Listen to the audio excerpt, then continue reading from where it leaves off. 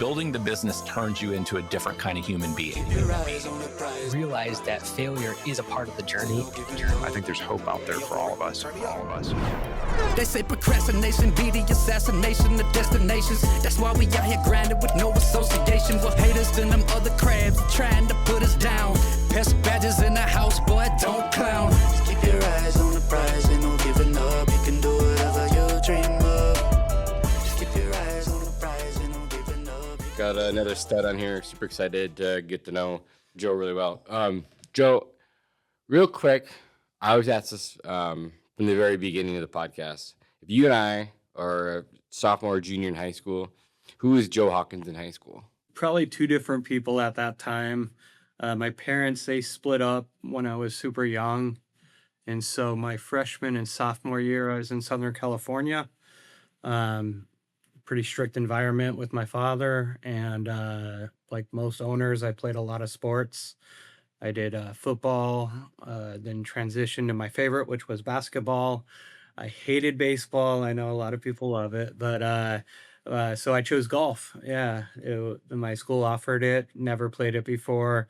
So I took that up, and those were kind of the three sports I was in when I was down there. My sophomore year, my dad owned a pest control company, and I went and worked for him for a couple weeks, I think it was, and then I told him I was going to get a real job. I wound up finding a job at McDonald's, and and that was an experience. And then later on, I into my sophomore year, I moved up with my mom, and so my junior and senior year, I didn't know any of the coaches. I wasn't really wanting to get reestablished in sports again. So I played some basketball with just some traveling teams and worked. That's all I did. So What did you do for work? What did you do for work in your junior and senior year?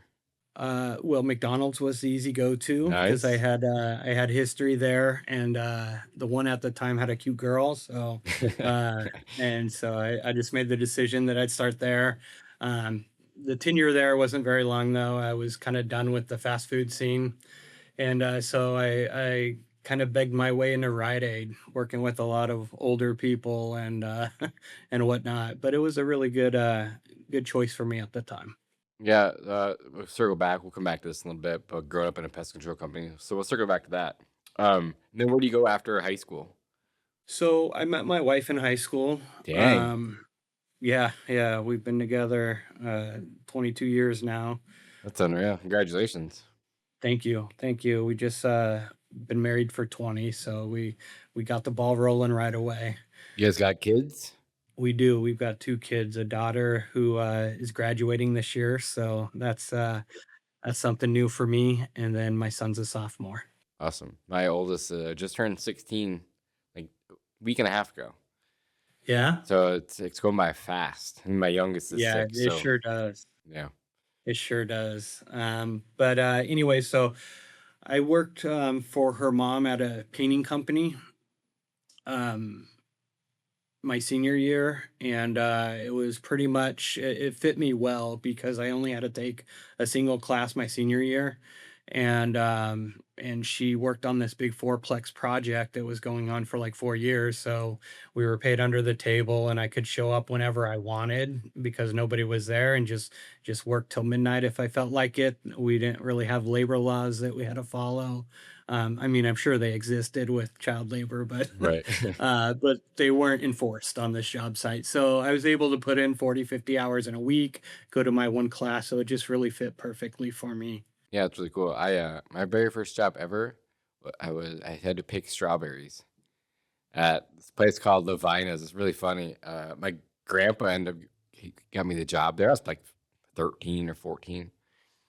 And I got into an argument with a girl that graduated like a year ahead of me. We're friends now, but like back then she was like my boss, and she said something like, "I can make your life a living hell." And then I said that back to her, and then all of a sudden I was fired. So for only job I ever got fired from, picking strawberries. And then from there I begged groceries at a grocery store for like 6 years, all throughout high school. So I did the same thing. I went to school, I went to work from like 5:30 a.m. to like 10 a.m. and then I went to school the rest of the day. So I had like school to work. It's pretty cool. It's something they offer back then. I always like to work. I always like nice things. So there's some times where I was like, like I don't want my kids to do that because like you have your whole life to work. But it's just what I like to do. I grew up on a farm, so just always busy. And then where do you go after high school? So after high school, I'm still working as a painter for about a year.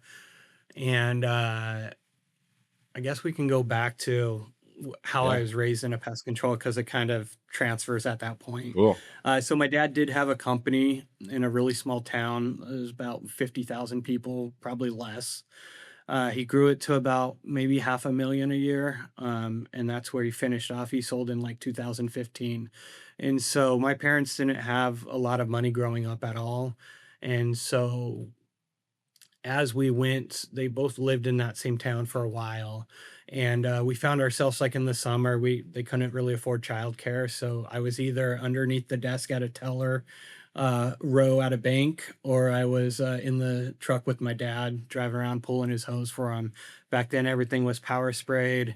We used Durspan. If you've Spraying been the whole around long house. enough, that Yeah. smell never leaves Yeah. at all. Like I can still like remember the smell of Durspan. And so anyways, I grew up kind of doing that in the summer, so it was a natural transition for me. When he's in Southern California, I'm up in Oregon at this point, and I wanted to get away from the painting thing. I was 1099 at the end of the year. As a young guy, I didn't manage that very well, so coming up with the tax dollars at the end of the year was tough. I liked quads and dirt bikes and all the fun stuff, and going out to bars and spending my money. I didn't have kids at that point. So coming up with that 1099 tax bill at the end of the year was a little difficult. So I decided, like, let me find something different. I'm thumbing through the newspapers because we're about 2004-ish. And that's how we found jobs back then. And so I'm thumbing through the classified sections, and I come across one that a pest control company in my market was offering, and it just clicked like, hey, I kind of understand what this is about, so why don't I give this a shot? And it was above minimum wage, so everything sounded great. It was for a kind of a decent sized outfit. They were doing about $250,000 a month in a super small market. They had kind of the Sears philosophy back in the day, where it was we'll come out to your house, charge you, a couple $1,000s up to $5,000, treat one aggressive time and give you a lifetime guarantee that's renewable every single year. And so it's basically you're mixing 50 gallons at a time, you're injecting walls around the house, you're spraying the heck out of it, you're getting a good 100-foot band around the home, not really, but pretty far. Right. And then you're going underneath the house and hitting it they made a product at the time, but I believe it was salt-based, kind of like a bore care or something. And we would just flood the underneath of the structure. And if you still had fluid, you would just untwist the nozzle until there was no more fluid coming out. And at that time, the job was over, and you could go to your next one. And so that was kind of my first time away from seeing how my dad operated and getting to see how maybe a different company operated. And yeah, it was way different. Obviously, we're not doing the same thing in Southern Oregon that we were in, that he was doing in Southern California. He had monthly accounts. This was once a year. So I got to kind of see a different take on pest control.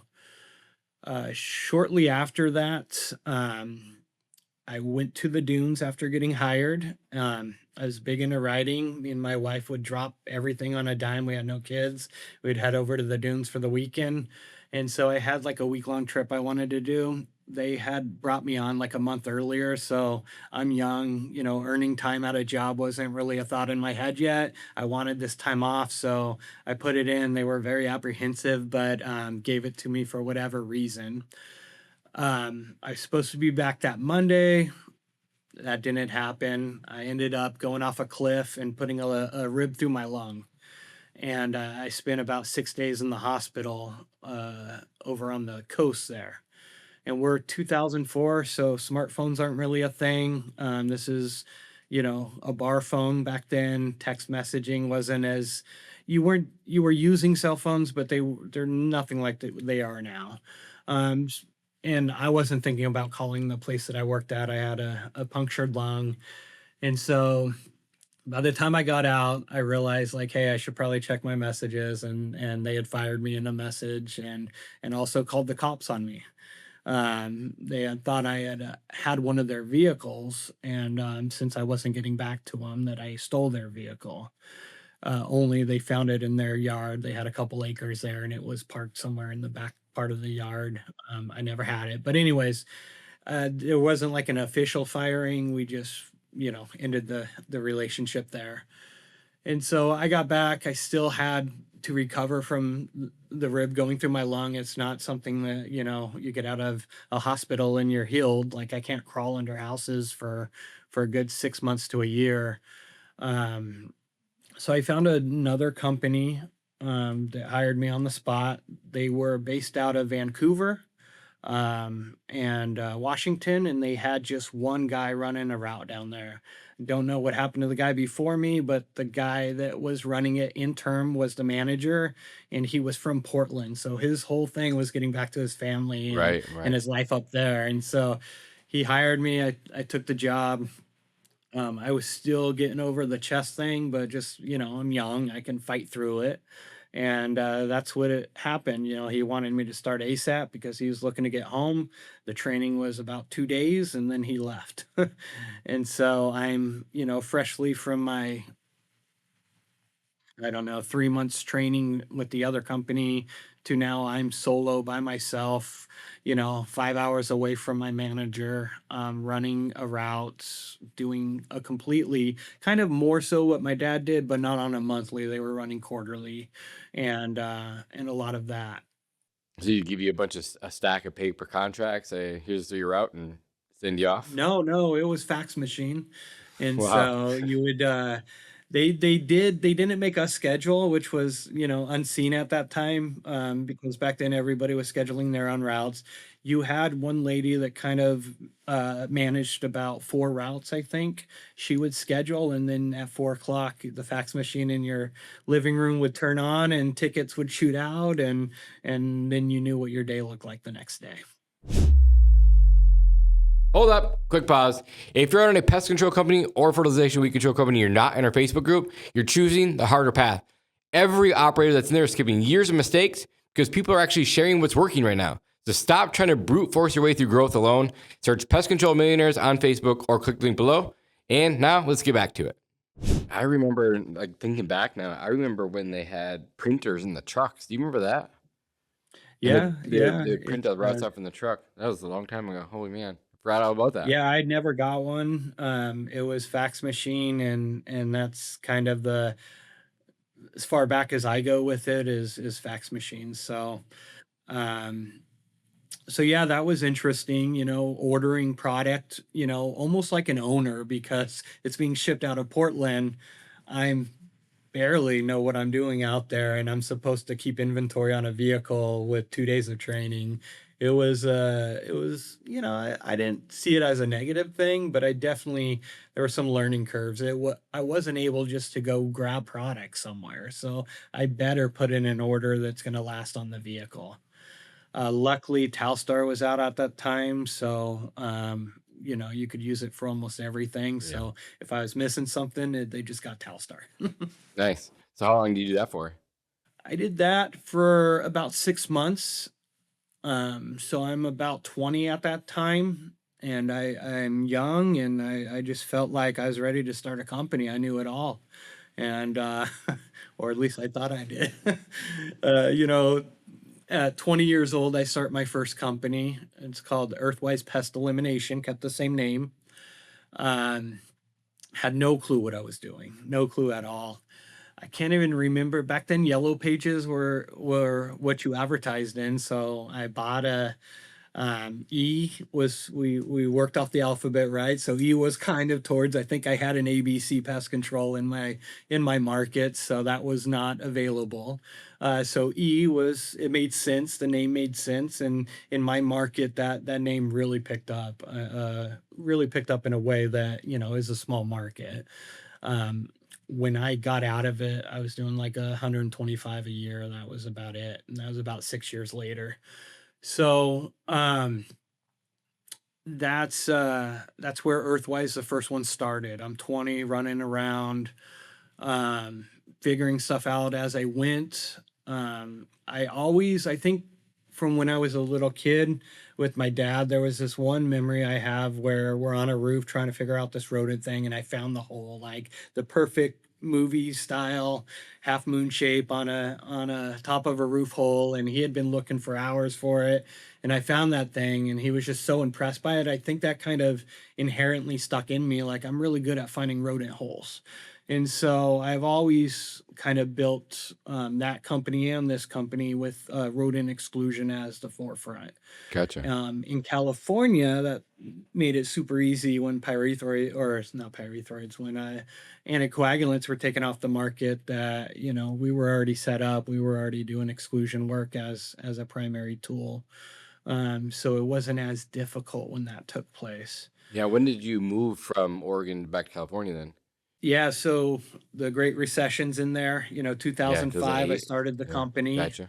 About 2011, I felt maxed out.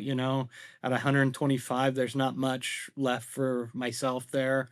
Um, Costs weren't crazy high. I just felt like the market wasn't big enough to allow me to stay there. I wanted to try something different. So me and my wife, about 2011, we were just laying in bed one night, and we have all our family there, like her family's, everybody's there. We have two kids at this point. My oldest is 2 years old, and just on a whim, I'm like, well, why don't I just try to get rid of this thing, sell it, and we move somewhere where maybe it's a bigger market. And it was pretty scary. We sat in bed. I remember it to this day, and we just we had the West Coast because we wanted to stay semi-close to family. Closed our eyes, pointed out a place, ended up pointing at Stockton, California, of all places. I knew nothing. I'd never been through that area at all. My wife, being a mother at that point, she goes and looks up the crime rate in Stockton, and immediately that one's exiled off the map. And so Sacramento was the next closest place. We know nobody here. We have no support system, but we decide we're just going to go ahead and take off. Before I left first. Had a little chunk of change from selling the company, so I felt we were comfortable for a minute, and I responded to an ad, and I came down that Monday and interviewed at that job. I had about 2 other interviews lined up at the same time. The first one, they were ready to hire me on the spot. Everything sounded good, but they offered a commission structure. This was my first time really introduced to 25% commission. We were paid hourly, but then that was like a base that came off the commission.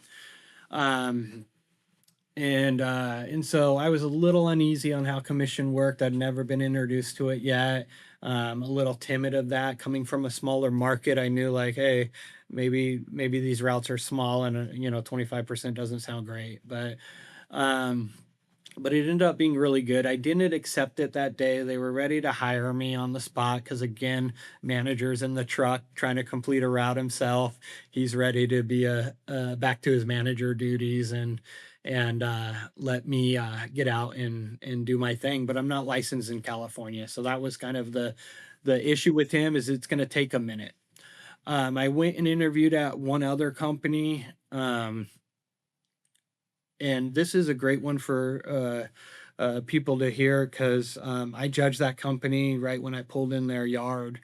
A kind of dingy white truck was there, and a big heavy guy pulled out of there. His shirt was untucked. He was dirty, filthy, and I would say right there, it was a great company. They ended up selling for really high multiples at a later date, but the guy that I saw before I even entered the building already told me I'm not interested in this job. So we did an interview, went semi-fast, and I was already in my mind taking that other job that I was offered.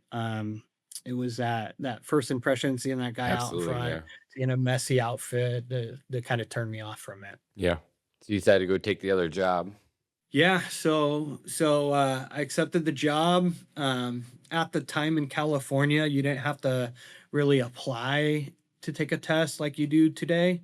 It was a lot quicker. So the closest place was like an hour away that he could get me in 2 days to take a test. Nice. And on the drive out there, so I'm fresh. Like I'm an owner of it in a different state, but have no idea on the laws of California.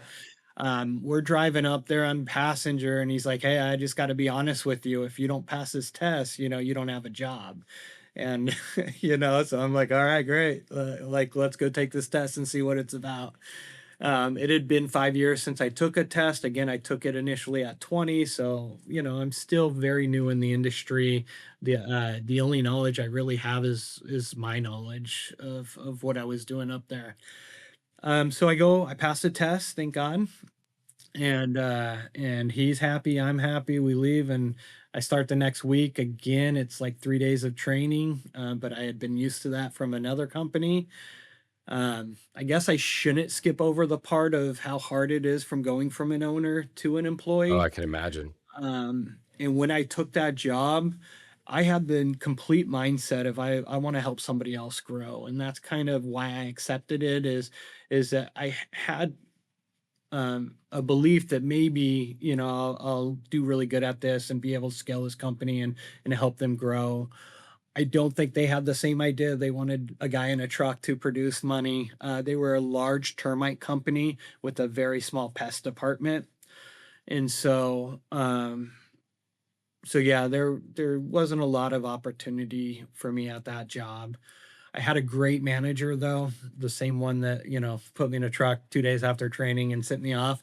But I did learn a lot from that guy. Unfortunately, he may have had a drug problem and got fired about 9 months into my working there. And and so now I get a newer manager that gets in there. He wants to make a name for himself, so he's stirring everything up. And so at that point, I kind of lost interest in it. I wanted to see what else is out there. I didn't see this thing going anywhere. The routes weren't growing. It was at 3 routes, I think, while I was there, and it was at 3 routes when I left. I just don't think it was a, a big part of their growth strategy. It might be today, but I didn't get the feeling that the termite was where the owner had came from. And typically, when you find owners that come from termite, they build a company that's termite related. There was a few other issues right when I started. God forbid a guy had died on the job.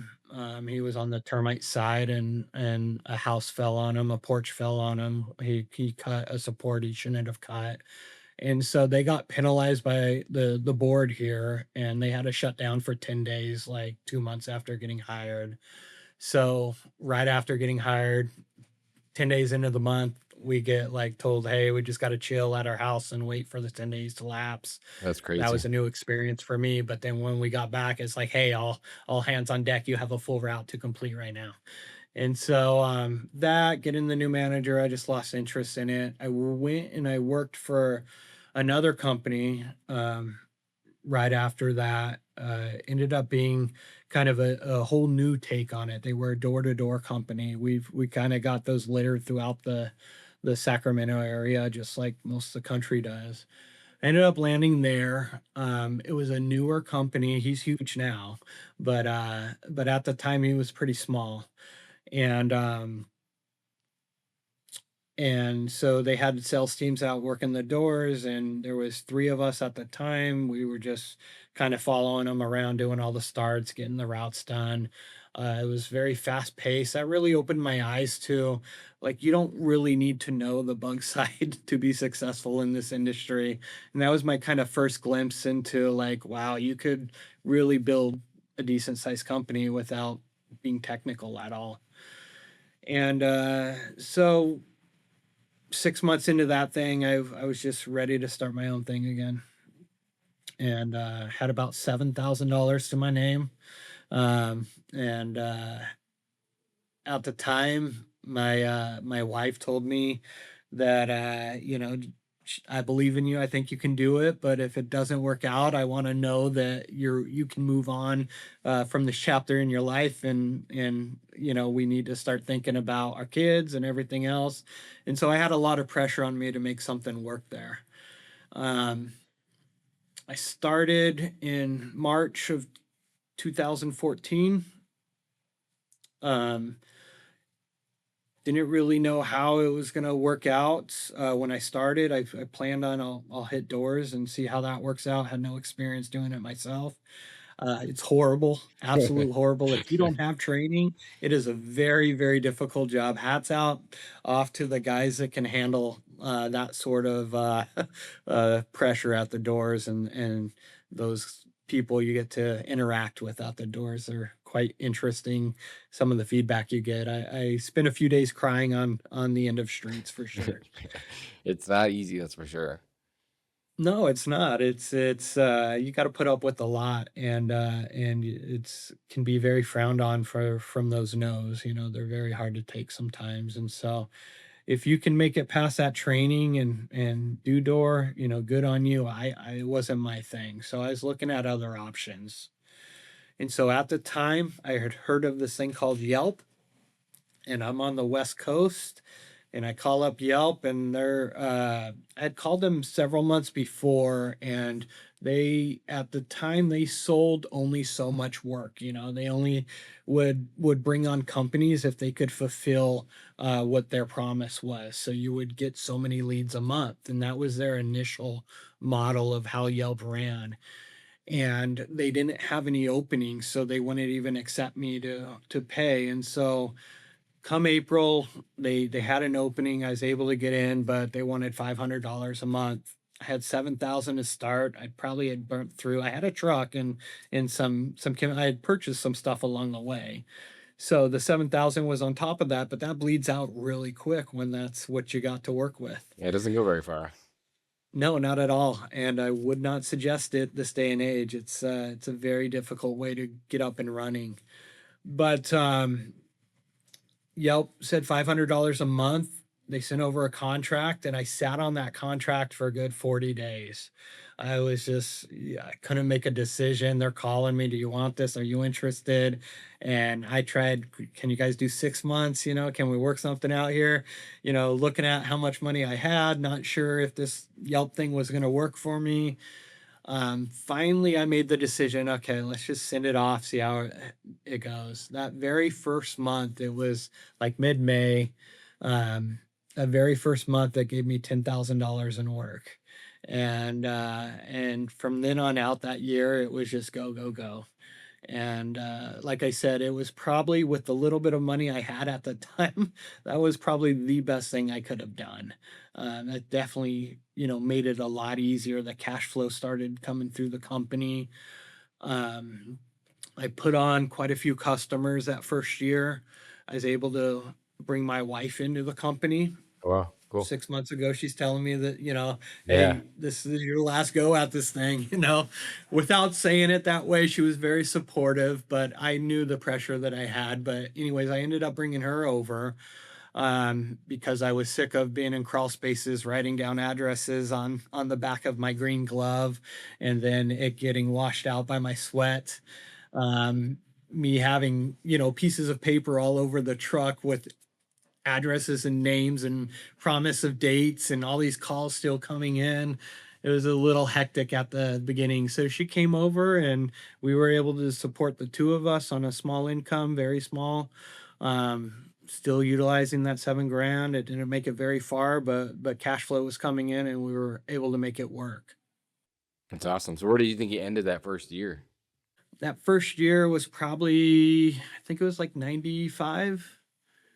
Right That's around awesome. So, there. because I think you ended your first company after 6 years, like 150, right? Yeah. So I was Your almost 91st there. year. Cool. Yeah, that was quite eye-opening for me. And that up in Oregon was very seasonal, like where you're saying you had snow outside. I in the winter things shut down. You're not getting the ant calls, you're not getting the spider calls. You have a small route to run. Rodents weren't as as prolific. They were up there, but we're on the West Coast, so rats are a big problem for us. But it's maybe people dealt with them more out in the country up there. I don't know what the case was, but I definitely had a slow season. When I came here, there was no slow season. It transitioned from ants and spiders to rats. And so right away, I was able to start selling rodent work.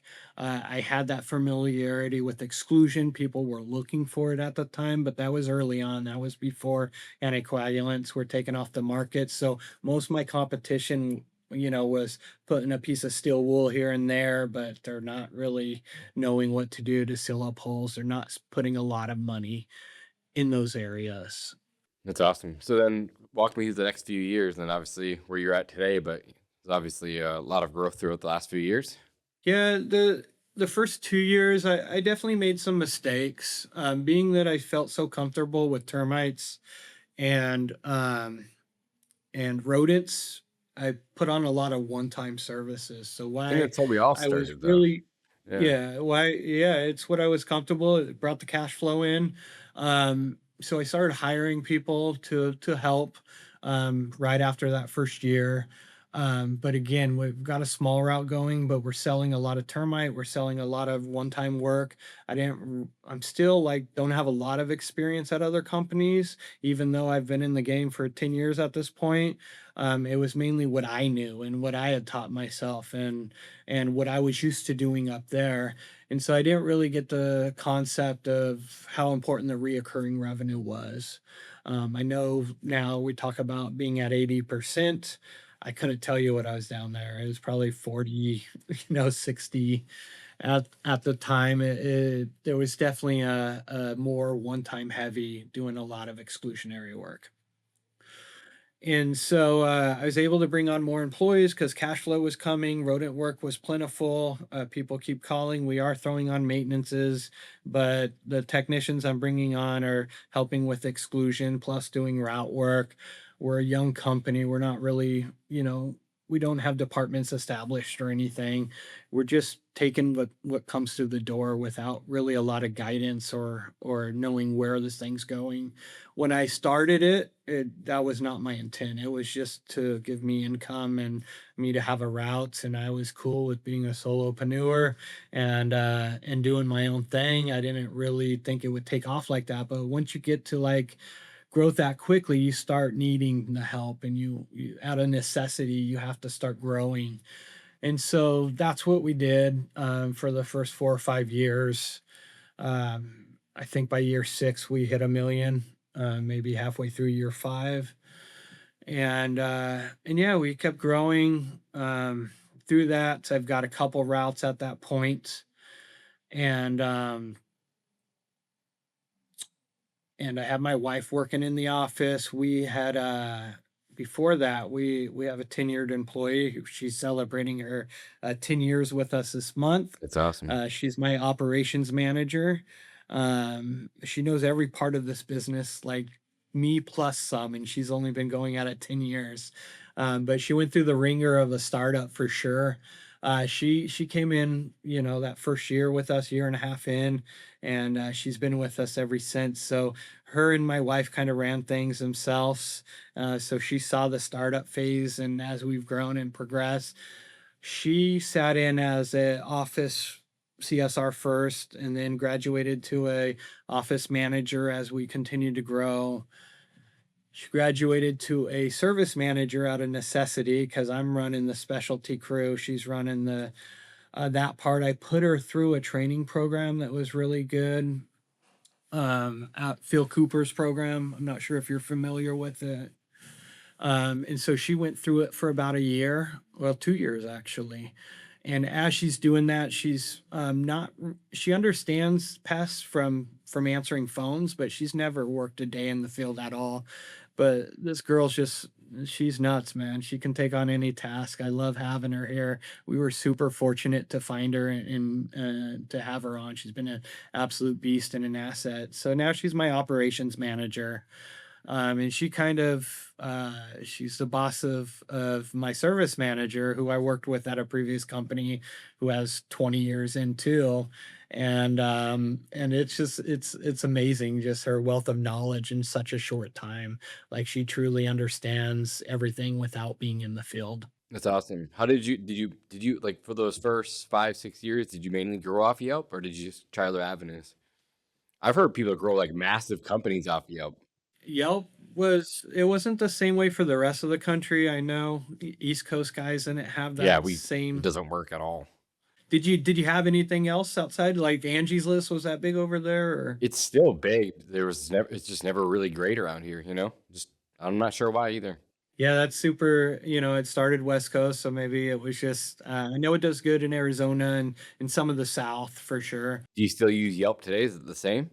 I have a very small investment in it, and they don't feed us a ton, but we still get work from it, and it's worth the investment. But yeah, I don't put a lot of our marketing budget towards it anymore. Yeah, where does most of your marketing budget go toward now?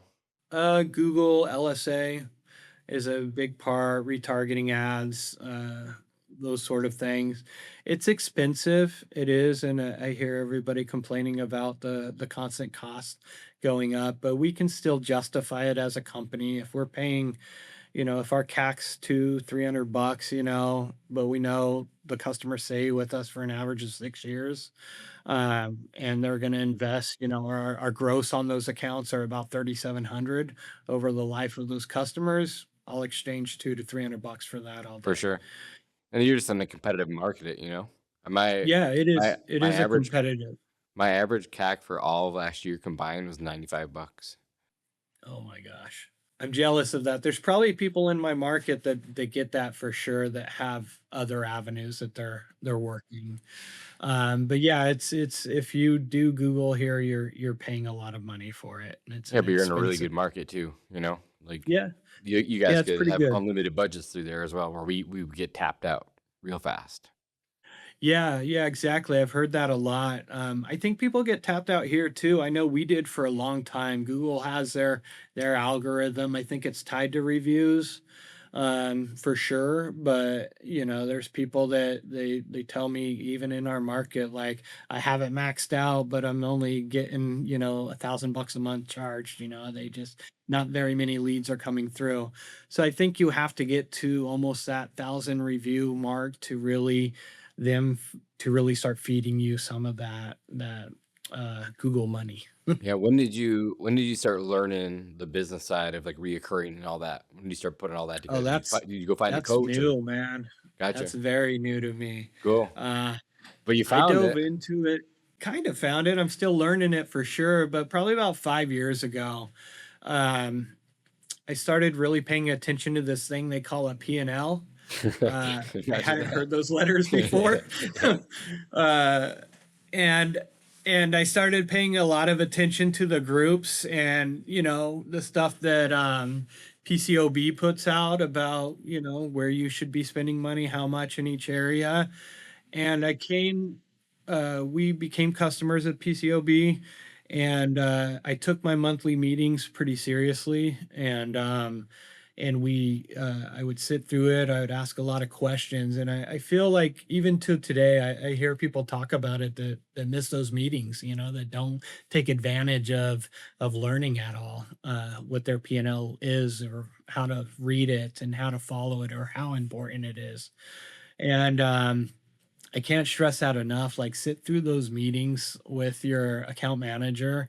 I know there's a few other companies out there that service the industry, and I'm sure they have a similar setup, but take advantage of the monthly meetings if you're really not understanding what that P&L is. Yeah, I Takes agree. a while for a bug guy to become a business guy, for sure, and to get those metrics and understand what levers to pull and how everything matters. But yeah, that was probably the first introduction of being a real business person.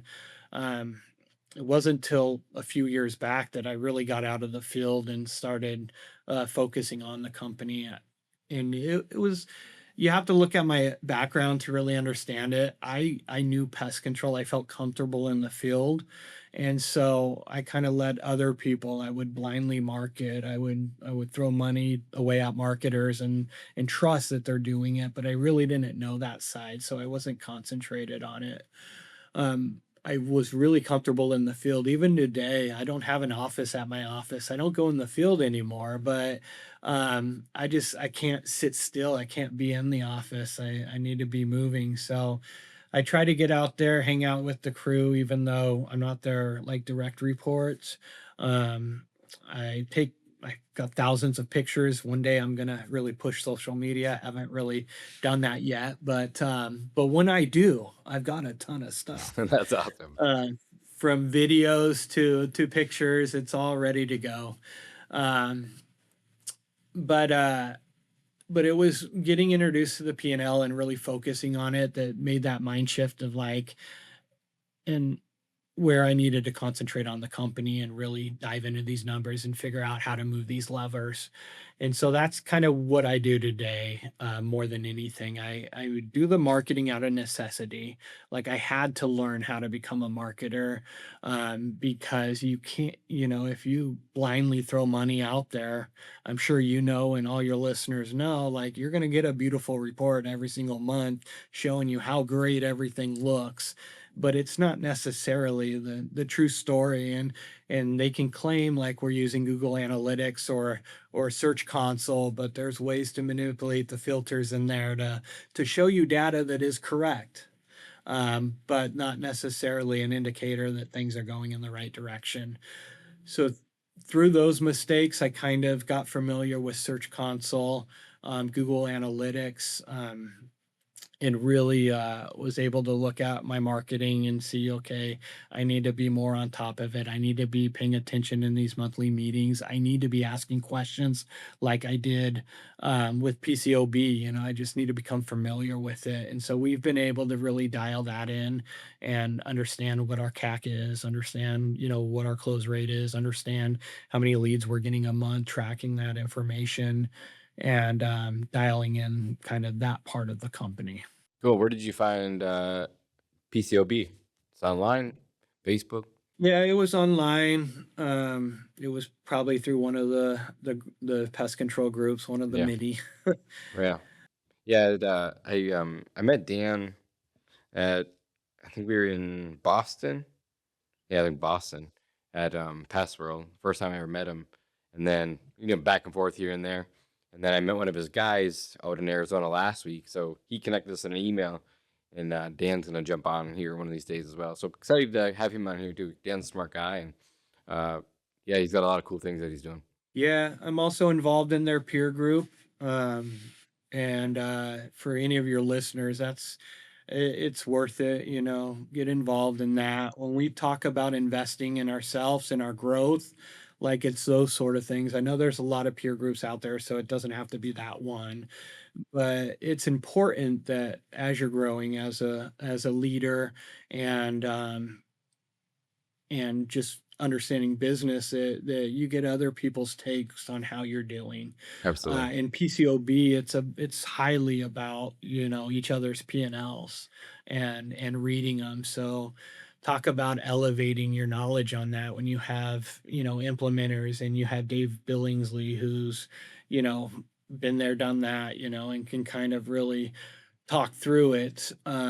It's been really nice to kind of dive in and then seeing that you're not alone out there. That's for sure. I don't know my P&L, but I've got 100-year-old company in the group that doesn't know their P&L either. And you're like, how, and 50-year-old companies and a lot of East Coast companies, and getting kind of open up to how they operate and just seeing those legacy companies out there. It's pretty fascinating. So I recommend it. I got super lucky early on in my career too. I got into an academy kind of like that, and all of a sudden a fire hose of information. Jason Cupp, he's very, very popular like in the lawn care world. When I was in lawn care before I sold, and first sat down and started going through P&L, throwing at COGS, and I'm like, what is all this information? And like, the first time I'd ever experienced that. And thankfully, it was early on in my career. And I learned a lot through that academy. Again, like you said, just being around other people with bigger businesses, learning from them that have already been there and done it. And like, it's a game changer. And like you said, you're not the only one out there. But people have the same problems that you have. But you can pick up the phone and say, "Hey, I'm having this issue," and you can solve it with a 5-minute phone call. It's amazing. So I agree. Like groups for me were very, very good. I know I've heard some people say that they weren't great for them. But I just found a really good one early on, so I got lucky. Yeah, I find that, when you go into it, kind of like the Facebook groups and just being a business owner overall, leaving your ego out the door is massive, For sure. go in there with what I can take out. If I look at like the guys in this industry that are climbing the quickest, the fastest, super humble dudes, and they're asking, smaller companies You questions, can and they're you can very learn from every single person out there. 100%. Yeah. And 100%. A startup today can have knowledge on maybe something that changed in the industry where they were affiliated with a bigger company before that, and you totally missed it because you're just in your zone as a business owner. So there's always something to take in from other companies that have either been there or are trying to get there, and they have their own kind of model and way they're going to do it. That's it. Where you at? How many trucks do you guys got on the road now? We're up to 13 now, Awesome. 13 trucks. Um, I would say going back to the profit margin in California specifically, and just really knowing it. I know other states gross profit, you don't have to pay real close attention to it. You're probably going to make money. Costs are down in those states. You don't have what we have. We're very unique in California. Agreed. Everything costs money here. For sure. Each city I do business in, I got to pay fees to. The state requires fees. Their fees go up. To give them reports, I got to pay them fees. We're feed to death here. And then on top of that, we run the highest gas in the country, some of the highest employment in the country. And if you look at our prices, they're not much different than the rest of the country. We're still held to that standard of, a customer can Google, what should I pay for pest control, and an average for the nation pops up.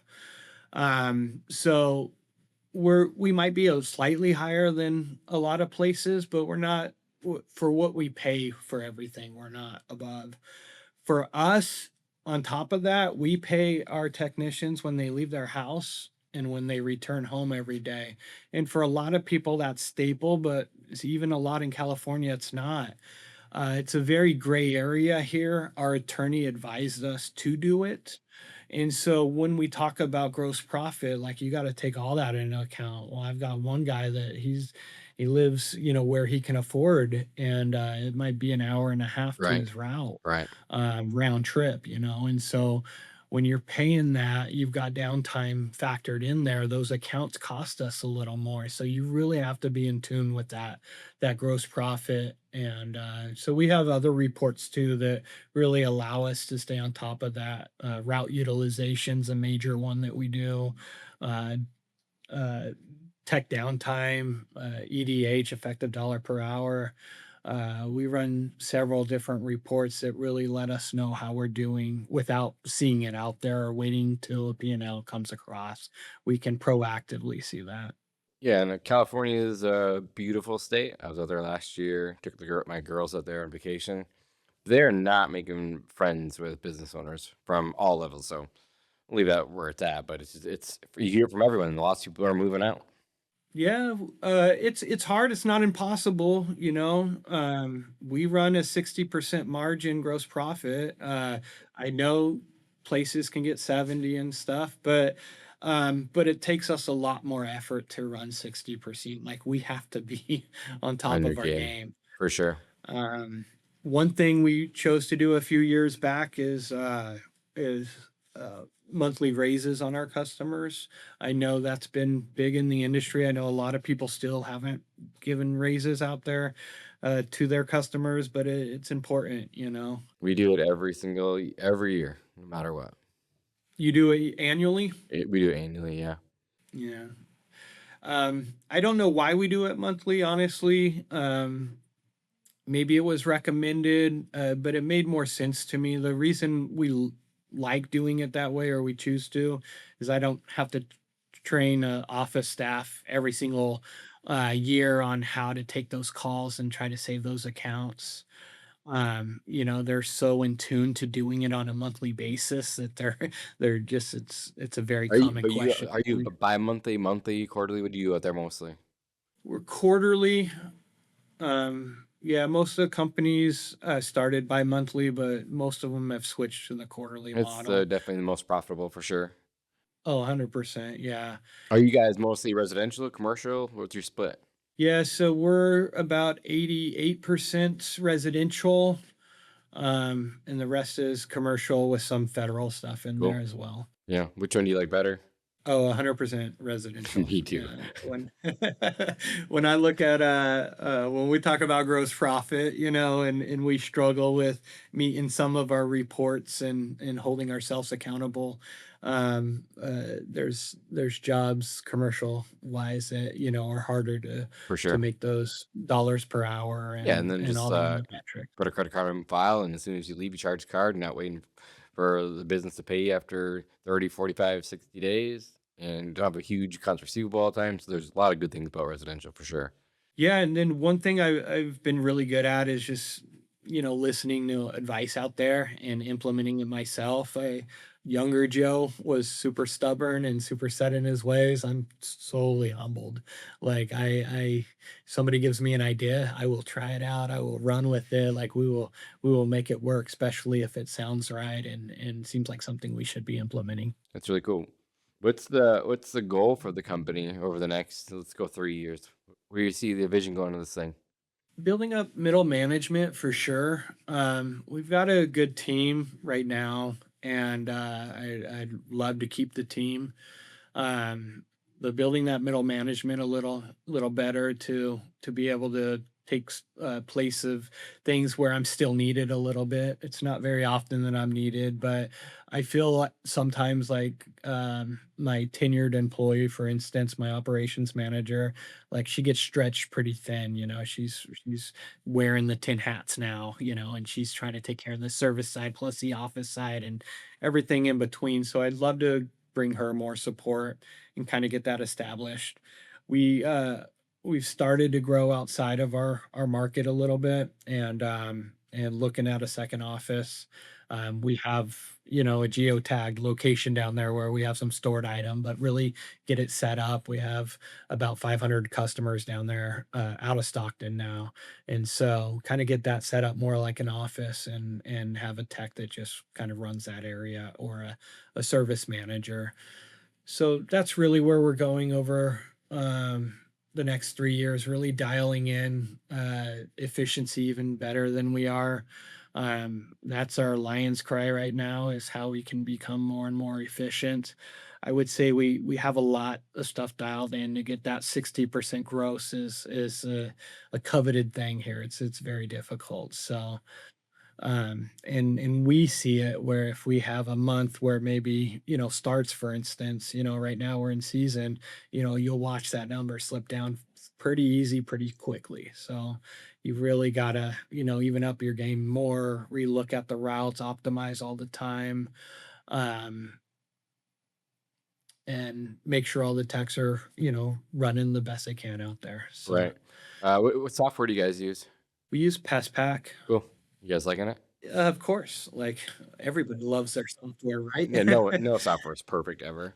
No, I feel like what you go with, just like other than if you stuck with like a horrible software, we'll stick with it, Yeah, I see so many people like constantly like switching softwares. I'm like, the company never even gets a chance to grow because the owner operator is constantly just switching what they're doing, and it never just gets time to focus and grow organically. Like I see it all the time. Like it's such a waste of time. Where are they putting their time and their effort? It's in the next year learning a software and transferring the customer the database. Yeah, and then it's just like, and I get it because there's just some really bad ones out there, but I'll see if someone go from like just as an example, not real life, but like let's just say from Gorilla Desk or from Field Routes to Gorilla Desk or vice versa or whatever. It's like I get it, but like you spend so much time focusing on this big task. There's just not a whole lot of difference, and every software's going to have glitches. Every software is not going to be perfect. You just got to make it work. And every software is built, like they all say, like you can run it how you guys run it, but when you run those reports, you better know exactly how they want you to run your Right, company, or exactly. you're going to be getting bad data.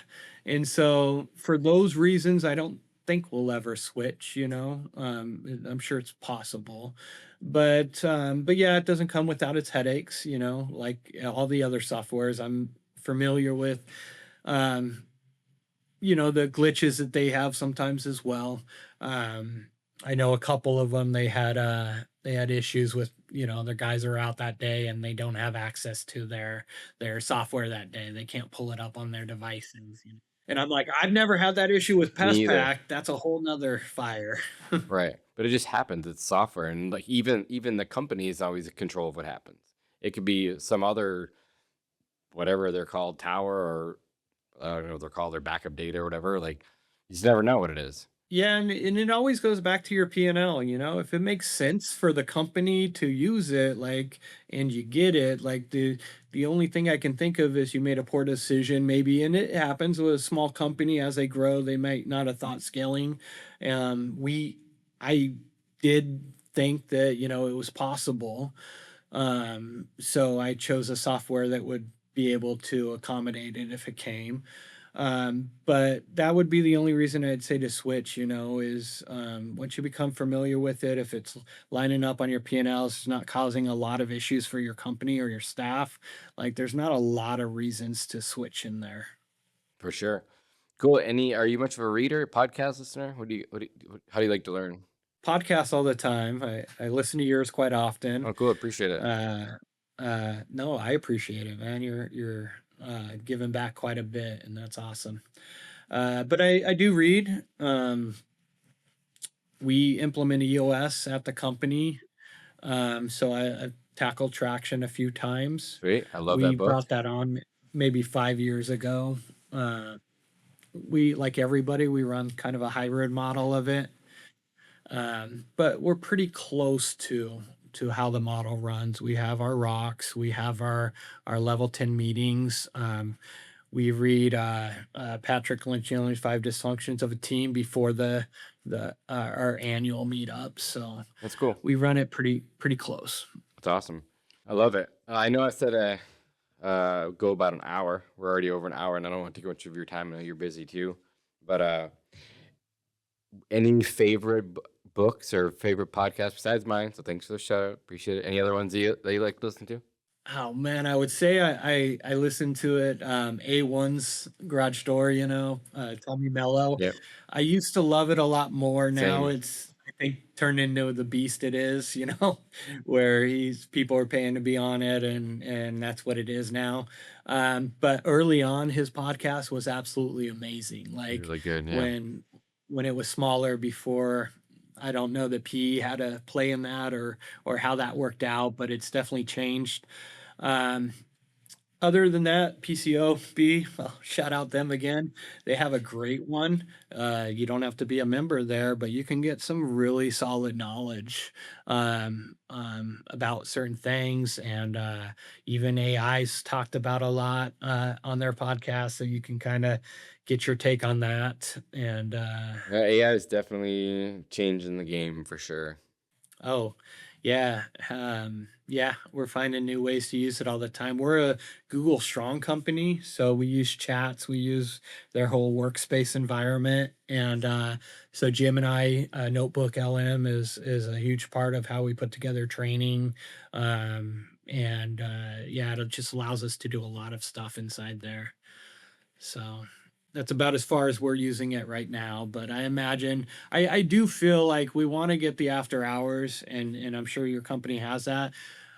I don't know. I just haven't pulled the trigger, and I really feel like we're missing that kind of final thing with that. It doesn't seem it's almost like Pest Pack. They put out a product, it's new, it's great, purchase it, but we don't have it completely figured out Right. yet. There's still the whole customer service side of it, that integrating with the system that's not quite there. So I'm kind of holding out, hopefully that they'll get that figured out in the next like 2 months. It'll probably be pretty fast, huh? Yeah, and a lot of things haven't changed in years, and now all of a sudden, the last 2 years, it's changing so fast, and you got to just stay up on the times for sure. Yeah, no, it is, and there's new AI stuff coming out all the Like time. every I day. try to stay on top of it. Yeah. Yeah. That's why I like just connecting with people like through the podcast, like what they're doing, what's working in their market. It's so cool. Like that's the one great thing about the podcast is I get to learn from them, and everyone just gets to learn along the way. It's pretty cool. I love it. Cool, man. Well, I again appreciate you taking the time with us today. I know you're busy. Looks like you're at work and I'm at work, but I just wanted to say thanks for being here. I appreciate your time and look forward to connecting with you. And then when I get out to Sacramento, I'm hoping to go this year still. Once I get out there, I'll give you a buzz and we'll connect. I'm sure you have a lot of us to check out, but yeah, maybe we can all get together and I have agree. one That'd be good really lunch cool. or something. It'd be awesome. But yeah. Cool, man. Well, take care. Good seeing you, and look forward to seeing what you do in the next few years. All right. Thanks for having me Appreciate on. it, bud. See you. Yep. Later. Hey guys, thanks for listening to another episode of Pest Control Millionaire. We don't charge any money for the show, but the podcast isn't free. Please like and subscribe and give us a 5-star review in your favorite podcast app. This makes a huge difference for us. If you have any specific questions about your business or your personal life that you'd like answered by me or any of my podcast guests, please send an email to info@pestcontrolmillionaire.com. And if you want to get in touch with me about our marketing class, we do a live version every Thursday night. Check out our website at pestcontrolmillionaires.com. Thank you guys for listening. I'll see you guys in the next one.